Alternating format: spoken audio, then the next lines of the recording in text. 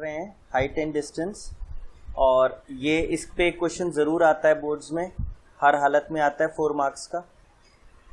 तो इसको पढ़ लेते हैं। और ये वर्ड प्रॉब्लम्स हैं, मतलब ये एप्लीकेशन ऑफ ट्रिग्नोमेट्री है।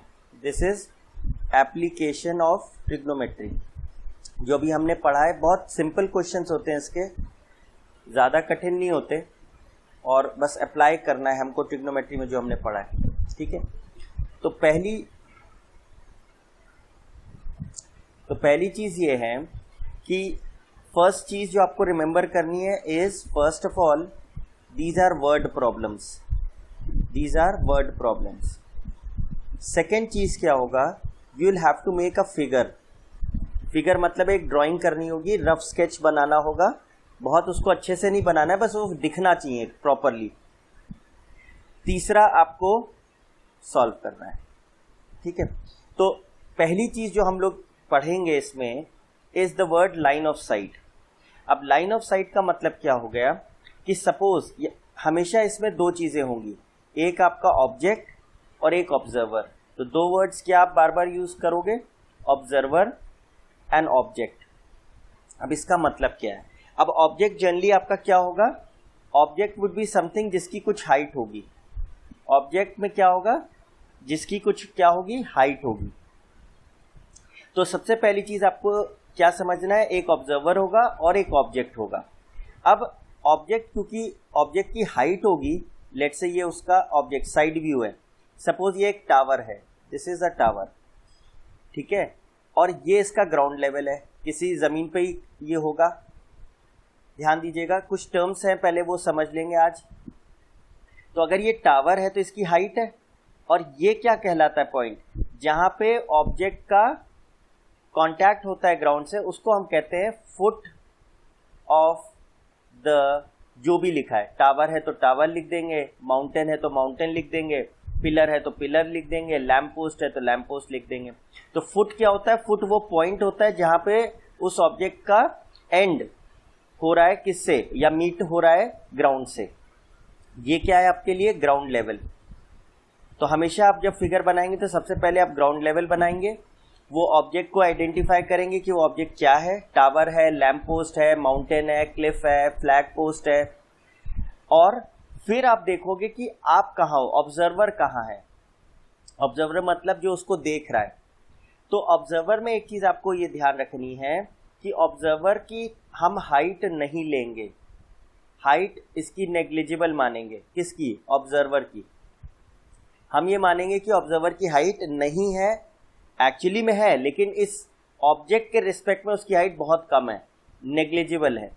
तो हम ऑब्जर्वर की क्या देखेंगे, खाली आई देखेंगे, आई। तो हमने कहा सपोज ऑब्जर्वर यहां से इस ऑब्जेक्ट को देख रहा है, तो जब ऑब्जर्वर इस ऑब्जेक्ट को देख रहा है तो 2 पॉइंट हमको समझने हैं। ऑब्जर्वर क्या इस पूरे टावर को देख रहा है, या टावर के टॉप मोस्ट पॉइंट को देख रहा है, ये वाले point. Is he seeing the entire tower और is he seeing the top most point of the tower, या ऑब्जेक्ट। तो लाइन ऑफ साइट क्या होती है, लाइन ऑफ साइट वो लाइन होती है जो आई को, लेट्स से, जो आई को उसके टॉप मोस्ट पॉइंट से जोड़ रही है, या टॉप मोस्ट ना हो, बॉटम हो। सपोज आप फॉर एग्जांपल मैं कहूं ये मेरा ग्राउंड लेवल है, ये एक लेट्स से टावर है, ये एक माउंटेन है, और आप माउंटेन पे खड़े हो। माउंटेन से आपने इस टावर को देखा, तो ये आपकी आई लेवल हो गई, और आपने इस पॉइंट को देखा, तो ये लाइन ऑफ साइट क्या हो जाएगी, वो लाइन जो ऑब्जेक्ट को आई से जोड़ रही है, ये क्या कहलाएगी, line of sight. Line of sight, sight मतलब देखना, वो लाइन जिससे आपकी आंख और ऑब्जेक्ट को जोड़ रहे हैं, तो ये क्या कहलाएगी, line of sight. Line of sight is the line joining the object to the eye of the observer. ये आई है, ये ऑब्जेक्ट है, ऑब्जेक्ट का टॉप मोस्ट पॉइंट है, ये लाइन को हम क्या कहते हैं, लाइन ऑफ साइट। ये चीज समझ में आई क्लास पहले, आज की क्लास में कॉन्सेप्ट ही रहेंगे। ठीक है, अब देखिए, ये अगर मैं इस आई यूज अ रेड कलर, ये भी मेरे लिए क्या है, लाइन ऑफ साइट है। वो लाइन जो ऑब्जेक्ट के पॉइंट को मेरी आंख से जोड़ रही है, वो लाइन ऑफ साइट कहलाती है। फर्स्ट चीज। सेकेंड चीज है, हम इस चैप्टर में सिर्फ दो ही चीजें पढ़ेंगे, एंगल ऑफ एलिवेशन और दूसरा पढ़ेंगे एंगल ऑफ डिप्रेशन। अब अगर इंग्लिश आप थोड़ा सा कॉन्सेंट्रेट करें तो एलिवेशन का मतलब होता है ऊंचान, एलिवेट कर रहे हैं मतलब ऊंचा जा रहे हैं। तो सपोज आप ध्यान दीजिए, सपोज ये मेरा ग्राउंड लेवल है, यहाँ पे कोई ऑब्जेक्ट है जिसकी कुछ हाइट है। नेक्स्ट ये मेरा आई लेवल है, मैं यहाँ पे हूँ, मैं ग्राउंड पर हूँ, ये मैं ग्राउंड पर हूँ, तो मेरी हाइट तो नेग्लिजिबल है। तो मेरी ये आँख है और ये आँख ने इस ऑब्जेक्ट के टॉप मोस्ट पॉइंट को देखा, इस आँख ने इस ऑब्जेक्ट के टॉप मोस्ट पॉइंट को देखा। तो चेक करिए एंगल ऑफ एलिवेशन क्या होता है, it is the angle between the line of site and the horizontal. ये आपकी लाइन ऑफ साइट है, वो लाइन जो आपकी आंख को उस ऑब्जेक्ट के टॉप मोस्ट पॉइंट से जोड़ रही है। तो उस लाइन और हॉरिजॉन्टल के बीच का जो एंगल होता है उसे हम कहते हैं angle of elevation, angle of elevation. तो एंगल ऑफ एलिवेशन कब बनता है, जब ऑब्जर्वर नीचे है, ऑब्जर्वर नीचे है और ऑब्जेक्ट ऊपर है। ये चीज आपको ध्यान रखनी है। फॉर एग्जाम्पल अगर मैं ये फिगर बनाता हूं, सपोज ये आपका ग्राउंड है, यहाँ पे एक टावर है, ये एक लेट से बिल्डिंग है। अब इस बिल्डिंग के टॉप मोस्ट पॉइंट से मैंने इस बिल्डिंग के टॉप मोस्ट पॉइंट से मैंने टावर के टॉप मोस्ट पॉइंट को देखा, ये लाइन ज्वाइन करी। तो ऑब्वियसली मेरी हाइट तो है नहीं, तो मेरी तो आंख ही बस दिखेगी। तो इस आंख ने इस टॉप मोस्ट पॉइंट को देखा, तो एंगल ऑफ एलिवेशन क्या होगा, ये तो लाइन ऑफ साइट हो गई, this is line of site. और लाइन ऑफ साइट और हॉरिजॉन्टल के बीच में जो एंगल बनता है वो एंगल ऑफ एलिवेशन है। तो चेक करिए हॉरिजॉन्टल बनाया, तो एंगल ऑफ एलिवेशन क्या होगा, ये होगा एंगल ऑफ एलिवेशन। हॉरिजॉन्टल और लाइन ऑफ साइट के बीच में एंगल जो बनता है उसे हम क्या कहते हैं, एंगल ऑफ एलिवेशन। बशर्ते ऑब्जर्वर कहाँ हो, नीचे हो, और ऑब्जेक्ट जिसको हम देख रहे हैं वो कहाँ हो, ऊंचान पे हो। ये चीज समझ में आई क्लास? ठीक है। ये चीज जब भी आप ये एंगल ऑफ एलिवेशन वर्ड आएगा आपके क्वेश्चन में तो आपको स्ट्रेट अवे दिमाग में क्लिक करना चाहिए कि जिस चीज को मैं देख रहा हूं वो मेरे से ऊंची है, मेरे से ऊपर है, मेरा लेवल उससे नीचे है। अच्छा, नेक्स्ट पॉइंट है angle of depression. Angle of depression, depression मतलब नीचे, डिप्रेस है आप मतलब डाउन है, डाउन है मतलब नीचे। तो लेट से ये मैंने एक फिगर बनाया, लेट से मेरा एक ये ग्राउंड लेवल है और यहाँ मेरे एक बिल्डिंग है, late say this is the top of the building, ये बिल्डिंग मैंने बनाई, ये मेरी बिल्डिंग है। अब मैं बिल्डिंग के टॉप पे बैठा हूँ, यहाँ पे मेरा आई लेवल है, मेरी हाइट तो है नहीं तो मेरी आई लेवल ही है। यहाँ से मैंने एक ऑब्जेक्ट को ग्राउंड पे देखा, late say this is a car, ये एक कार है जिसको मैंने चलते हुए देखा, ठीक है। अब मेरी आंख से, अब मेरे लिए ऑब्जेक्ट क्या है, ये कार है, और ऑब्जर्वर कहाँ है, मैं हूं, मैं तो ऊपर ही बैठा हूं। तो वो लाइन जो ऑब्जर्वर और ऑब्जेक्ट को जोड़ेगी वो तो लाइन ऑफ साइट हो गई, this would be line of sight, line of site. अब जो एंगल ये लाइन ऑफ साइट हॉरिजॉन्टल से बनाएगी, हॉरिजॉन्टल अब कहाँ है, हॉरिजॉन्टल तो आपका यहां बनेगा ये। तो जो एंगल ये लाइन ऑफ साइट हॉरिजॉन्टल से बनाएगी इसे हम कहेंगे angle of depression, this is angle of depression. और एंगल ऑफ डिप्रेशन की खास बात क्या होती है, ऑब्जेक्ट नीचे होगा, ऑब्जर्वर ऊपर होगा, ऑब्जेक्ट नीचे होगा, ऑब्जर्वर ऊपर होगा। अब एक चीज और समझिए, आपने पैरेलल लाइंस पढ़ी हैं तो चेक करिए ये लाइन तो इसके पैरेलल हो गई, ये ट्रांसवर्सल लाइन हो गई, तो ये एंगल इसके बराबर हो जाएगा, theta will be equal to theta. तो जब भी आप एंगल ऑफ डिप्रेशन बनाएंगे तो आप ऐसे, लेकिन उसको आप कन्वर्ट किस फॉर्म में कर देंगे, एलिवेशन के फॉर्म में कन्वर्ट कर देंगे। तो यहां पे क्या लिखूंगा मैं, object is below and observer is at a height. इसमें क्या होता है, ऑब्जर्वर ऊंचे होता है, ऑब्जेक्ट नीचे होता है। एलिवेशन में object is at height and observer is at ground, observer below होगा। हाँ देखिए डिप्रेशन में पहले तो इसके शाब्दिक, इसका लिटरल मीनिंग पे जाएंगे। डिप्रेशन मीन्स डाउन, डाउन मतलब ऑब्जेक्ट डाउन है, ऑब्जेक्ट नीचे है। किससे नीचे है? जो उसे देख रहा है। देख कौन रहा है? ऑब्जर्वर देख रहा है। तो ऑब्जर्वर के पॉइंट ऑफ व्यू से ऑब्जेक्ट कहाँ है? नीचे है। तो हमने कहा कि सपोज ये, फिर से मैं बता रहा हूँ, ये ग्राउंड लेवल है। यहाँ लेट से आपका घर है, ये let say this is your house, let say this is your house, और आप हाउस की छत पे बैठे हैं। दिस इज, यहाँ पे आपकी पोजीशन है, this is your position, and from the top you are looking at an object which is below your eye level. आपकी आंख से, आपकी पोजीशन से नीचे है वो ऑब्जेक्ट। तो मैंने कहा लेट से यहाँ पे एक बॉल है, ये बॉल है जो ग्राउंड पे पड़ी हुई है। अब आपने इस बॉल को देखा तो ये लाइन ऑफ साइट हो गई। अब ये लाइन ऑफ साइट हो गई तो सिचुएशन क्या है? जिसको आप देख रहे हैं वो तो ऑब्जेक्ट है, और जो उसको देख रहा है वो ऑब्जर्वर है। तो जो एंगल ये लाइन ऑफ साइट हॉरिजॉन्टल से बनाएगी उसको हम एंगल ऑफ डिप्रेशन कहते हैं। एंगल ऑफ डिप्रेशन मतलब वो एंगल जो ऑब्जर्वर बना रहा है ऑब्जेक्ट से with the horizontal, provided object कहां पर है? बिलो द ऑब्जर्वर है। डिप्रेशन मतलब नीचे, नीचे कौन है? ऑब्जेक्ट है।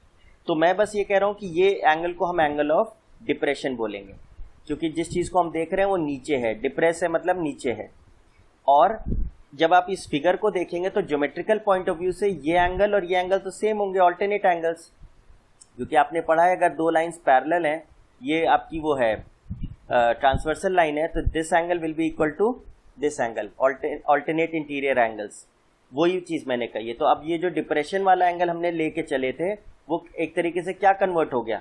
एंगल ऑफ एलिवेशन की तरह हो गया। ये मेरा पॉइंट था। ये चीज क्लियर है? ठीक। अब मैं आपको, देखिए क्वेश्चंस तो मैं करा रहा हूं, लेकिन मैं इसका एक एल्गोरिदम आपको दे रहा हूं कि आपने हर सवाल में करना क्या है, और आसान इस सेंस में क्योंकि वही प्रोसेस आपको अप्लाई करते रहना है। पहले मैं क्वेश्चन से पहले आपको एल्गोरिदम लिख रहा हूं। Step one make figure. सबसे पहला काम आप जो करेंगे वो है क्वेश्चन को पढ़ के उसका फिगर बनाएंगे। स्टेप 2, आपके 99% क्वेश्चंस में एक ही फॉर्मूला लगेगा tan थीटा का।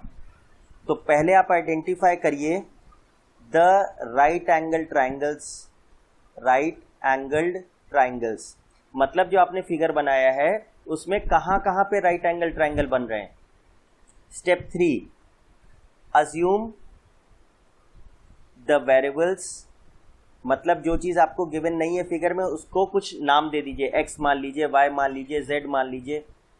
स्टेप 4, यहां पे एक नोट करिए, not more than 2, not more than 2, दो से ज्यादा वेरिएबल नहीं मानने हैं हमको। अगर दो से ज्यादा वेरिएबल मानेंगे तो फिर उसको दो में कन्वर्ट करेंगे। Step 4, apply tan theta. जो जो ट्राइंगल्स आपने 90 डिग्री वाले पहचाने हैं सब में tan थीटा लगा दीजिए। हालांकि ये सही प्रोसेस नहीं होता है पढ़ाने का, लेकिन आपके 10th में हो यही रहा है। 99% क्वेश्चंस में सिर्फ tan थीटा लगेगा, 1-8% क्वेश्चन है जिसमें कुछ और लगेगा। Step 5, find the unknown variables, find the unknown variables. अब जब फिगर आप करोगे तो फिगर में एक चीज मैं आपको बता देता हूं। सबसे पहले आप हमेशा ग्राउंड लेवल बनाओगे, this is your first step, क्योंकि कोई भी चीज होगी वो जमीन पर ही होगी। Step 1 ground level. स्टेप 2 देखिए कौन कौन से चीजें दे रखी हैं। बिल्डिंग बोल रहा है, फ्लैग स्टेप बोल रहा है, फ्लैग पोस्ट बोल रहा है, लैम्प पोस्ट बोल रहा है, क्या बोल रहा है।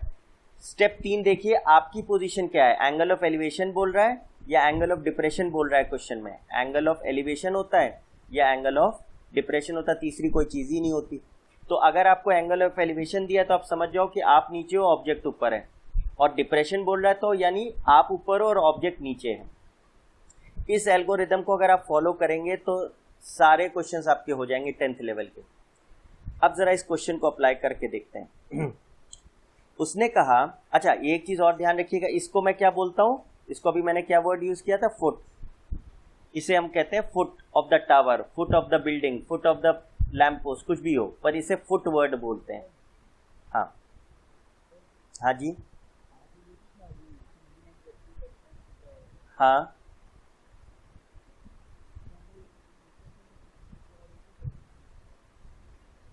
फिर से बोल दीजिए, समझ नहीं आई बात।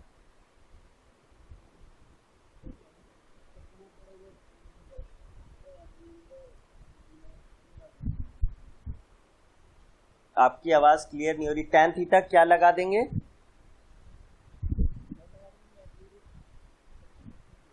नहीं, आप मैं आपसे कह रहा हूं ना कि जो 10th में क्वेश्चंस आते हैं ना बोर्ड्स में, उसमें आप आंख बंद करके tan थीटा लगा सकते हैं, कोई टेंशन नहीं है।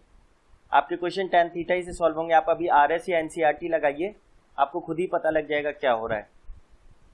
जब आप बड़ी क्लासेस में जाते हैं और डिफिकल्ट क्वेश्चंस आते हैं तब आप और सब देखते हैं, वरना आप 10th में तो tan थीटा ही से काम चल जाएगा आपका।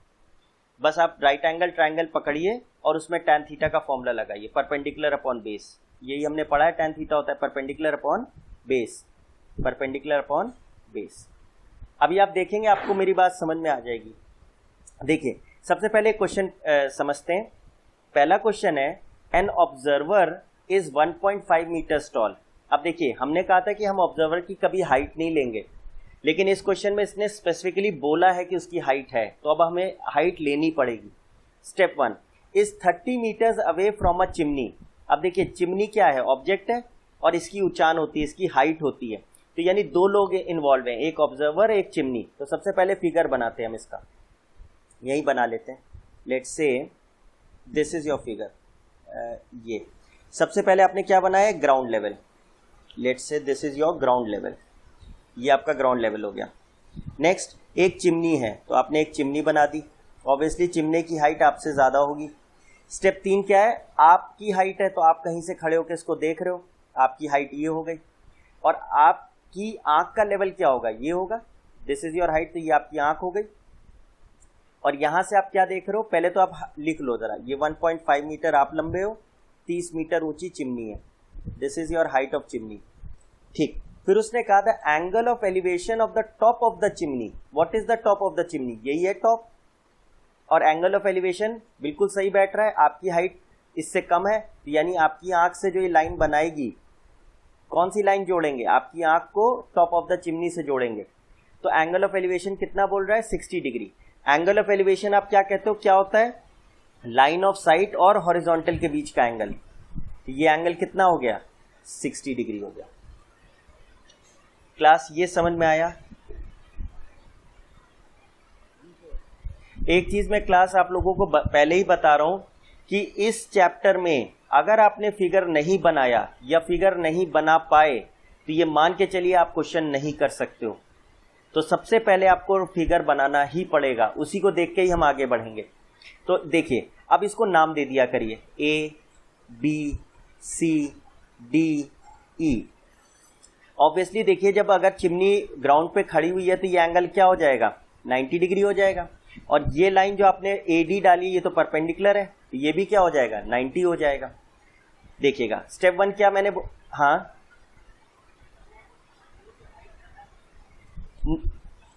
अच्छा sorry, is 30 metres away from the chimney. तो उल्टी बात है, यहां पे हमें निकालना है, और हम कितनी दूर हैं चिमनी से? 30 मीटर्स है। तो ये लेंथ क्या दे रखी है? 30 मीटर्स। तो देखिए क्लास, सबसे पहला क्या चीज लिखा था? Make figure. तो हमने फिगर बना लिया। स्टेप 2 क्या था? Identify the right angled triangles. Right angle triangle कहां कहां दिख रहा है आपको? एक दिख रहा है ट्राइंगल AED, और एक आपको दिख रहा है, बस एक ही दिख रहा है, यही वाला है, और तो कोई राइट एंगल ट्राइंगल है नहीं। तो स्टेप 2 क्या हुआ? आइडेंटिफाई करिए राइट एंगल ट्राइंगल। स्टेप 3 क्या है? Assume the variables. अब आपको क्या निकालना है? Height of the chimney. तो आपने क्या लिख दिया? Let height of chimney be x। कुछ भी मान लीजिए, चिमनी भी x मीटर्स। तो चेक करिए, ये x मीटर्स हो गया। अच्छा, चेक करिए, जो BC की लेंथ है वही AD की लेंथ हो जाएगी। ये जो BC की लेंथ है, ये वाली, ये BC की जो लेंथ है, यही AD की लेंथ हो जाएगी। तो ये लेंथ भी कितनी है? 30 मीटर्स। तो आप यहां पे नेक्स्ट स्टेप क्या लिखेंगे? AD is same as BC which is what? 30 metres. अब देखिए, आपने राइट एंगल ट्राइंगल पहचान लिया, ये वाला था। आपने वेरिएबल्स अज्यूम कर लिए, हाँ कर लिए, x है। अब क्या करना है? Apply tan theta in the right angled triangle. तो इन ट्राइंगल AED में tan थीटा, ये देखिए थीटा क्या है? 60 है, तो tan 60 की वैल्यू क्या होगी? Perpendicular upon base. परपेंडिकुलर क्या है इसमें? वर्ड्स के उससे लिखिए ED, और बेस कितनी है? AD। अब चेक करिए, अगर ये 1.5 मीटर्स है ए बी, तो फिर चेक करिए डी सी भी 1.5 होगा। A B will be same as D C, each being 1.5 metres. तो जरा सोच के बताइए ई डी कितना होगा फिर। ई डी हो जाएगा, टोटल हाइट एक्स है, उसमें से 1.5 घटा दीजिए। ये पॉइंट समझ में आया क्लास? बस आप इसमें tan थीटा का वैल्यू रखिए। tan थीटा आपको याद है, स्टैंडर्ड वैल्यू है √3। ईडी की लेंथ कितनी आ गई? x माइनस 1.5, और एडी की लेंथ क्या थी? वो तो 30 थी। अब तो ये आपके लिए नॉर्मल इक्वेशन हो गया। तो 30 into √3 is equal to x minus 1.5। तो x की वैल्यू क्या आ गई? 30√3 प्लस 1.5। और अगर क्वेश्चन में आपको √3 की वैल्यू दे रखी है तो ठीक है, नहीं तो आप वैल्यू रख दीजिए 30 इंटू 1.73 प्लस 1.5। तो एक जीरो हटा दीजिए, 2 जीरो, एक जीरो से एक जीरो, 3 7 21, 3 1 3 2 5, यानी 51.9 प्लस 1.5, 9 and 5 14, यानी हाइट ऑफ द चिमनी कितना है? 53.4 मीटर्स, क्योंकि ये x आया है और x ही आपने हाइट ऑफ चिमनी माना था। क्लास ये समझ में आया? ये आपको अभी लग रहा होगा कि बहुत ज़्यादा इलेबोरेट कर दिया है, लेकिन जब आप करोगे ना तो बहुत जल्दी होगा। अभी तो समझा रहा हूँ इसलिए आपको टाइम लग रहा है। स्टेप 1 क्या है? Figure. Step 2 identify the right angle triangles. Step 3 assume the variables जो आपको नहीं मालूम है, 2 से ज़्यादा नहीं होने चाहिए। और फिर राइट एंगल ट्रायंगल में आप tan थीटा लगा के अननोन वेरिएबल्स निकाल लीजिए।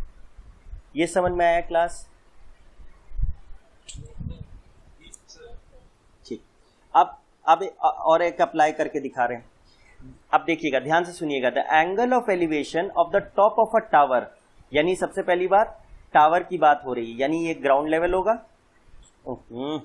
एक ग्राउंड लेवल होगा, ठीक है, उस पे क्या है? टावर है। ये आपका टावर आ गया, और बिल्कुल रफ स्केच बनाना है, इसमें टाइम में हमें वेस्ट नहीं करना है। उसने कहा that angle of elevation of the top of the tower, ये टॉप ऑफ द टावर है। एलिवेशन वर्ड मतलब जो इसको देख रहा है वो इसके नीचे है। Top of the tower from 2 points at a distance of 5 metres and 20 metres from the base of the tower. Base तो देखिए ये है, बेस कहिए या फुट कहिए, यहां से 5 मीटर की दूरी पे, 5 मीटर की दूरी से हमने देखना शुरू किया। तो एंगल ऑफ एलिवेशन क्या बना? चेक करिए, इस पॉइंट से हमने देखा और फिर हमने कहां से देखा? 20 मीटर दूर से देखा।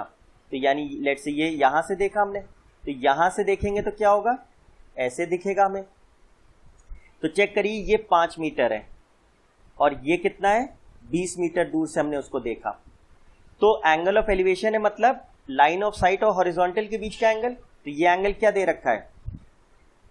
अच्छा, the angle of elevation are complementary. अब इस लाइन को पकड़िए, जो दोनों एंगल्स बन रहे हैं वो क्या है? आपस में कॉम्प्लीमेंट्री हैं। तो अगर ये एंगल थीटा मानते हैं आप, तो फिर ये एंगल क्या हो जाएगा? 90 माइनस थीटा, क्योंकि दोनों एंगल्स कॉम्प्लीमेंट्री हैं। तो आप बोलोगे क्या? लेट एंगल, पहले तो नाम दे दीजिए ए बी सी और डी, और ऑब्वियसली ये 90 डिग्री होगा। तो आपने कहा let angle A C B is theta. पहले देखिए फिगर बनाया।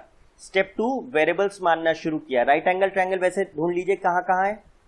एक तो ट्रायंगल ए बी सी है और एक ट्रायंगल ए बी डी है। 2 ट्रायंगल हैं, देखिए ये 90 डिग्री है, तो एक ट्रायंगल ये है और एक ये बड़ा वाला ट्रायंगल है।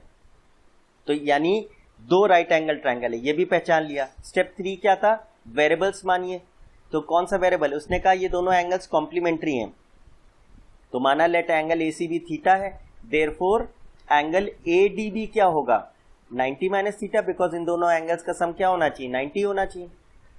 अब देखिए क्लास, अब आपको क्या नहीं मालूम है, क्या निकालना है? Find the height of the tower. तो आपने अज्यूम किया लेट हाइट ऑफ टावर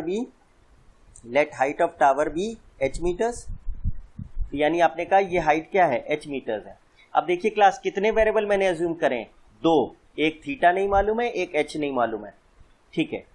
ये होने के बाद मैंने क्या कहा था? tan थीटा लगा दीजिए राइट एंगल ट्रायंगल्स में। तो पहला राइट एंगल ट्रायंगल कहाँ दिख रहा है आपको? ABC। इसमें tan थीटा लिखिए, क्या होगा? दिस इज थीटा, ये थीटा है ना, ये एंगल।